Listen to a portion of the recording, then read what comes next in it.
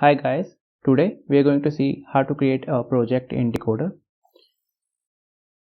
Click on Start Coding, select Create Project, select your programming language from the available ones. Let's say we are going to select node.js. Name your project.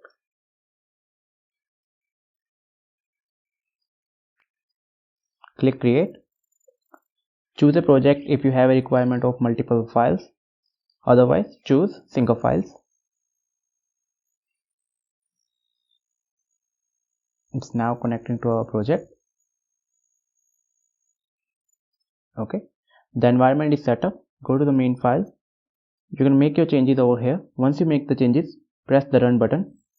For Node.js and Python, Dcoder auto-installs the libraries. So it's installing the required libraries like Express over here.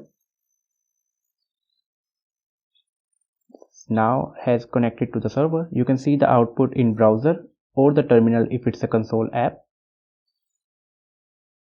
You can also stop the process.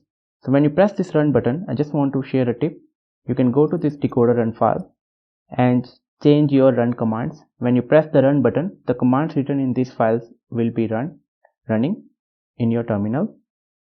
So if you have a requirement to install any modules in any other programming language, you can write that over here.